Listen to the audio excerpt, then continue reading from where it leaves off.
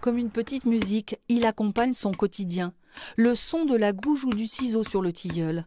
Chaque jour de la semaine, dans son petit atelier de la Mulatière, André Andreu, dit le pivert, ébauche des histoires dans le bois.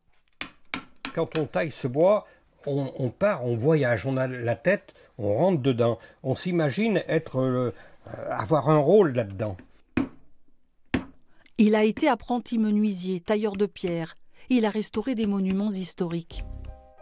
Désormais, il met en scène ses fantaisies.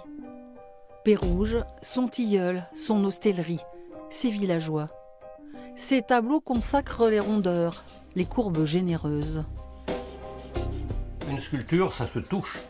Ça se regarde, mais on les touche, on les caresse. Et là, on sent la matière, on sent le bois, on sent cette chaleur. Il y a un peu de lui dans chaque haut-relief. Des scènes d'art naïf où se niche aussi la malice. Je ne sculpte pas la tristesse, la morosité. Elle existe, mais il faut l'oublier, il faut la pousser dehors. Il faut s'occuper que des choses gaies, intéressantes à vivre.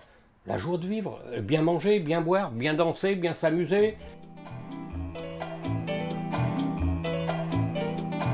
Des jazzmoines, d'autres ivres de vin.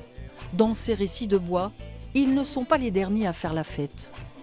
Étant donné que c'est secret, que c'est fermé, eh ben on invente tout un tas de trucs sur eux. On voit un peu le désordre. Vous en avez qui chantent, vous en avez qui mangent, vous en avez qui boivent, pendant qu'un qui fait le discours. À 85 ans, le pivert a plus d'un tour dans son sac et encore des projets. Ici, on voit le musée de la Confluence, qui sera sculpté là, la cathédrale Saint-Jean, et des personnages qui fuient. Ils fuient parce que c'est l'arrivée du XXIe siècle à Lyon. Il se sent si bien au milieu des personnages qu'il y figure plus jeune au bras de sa femme.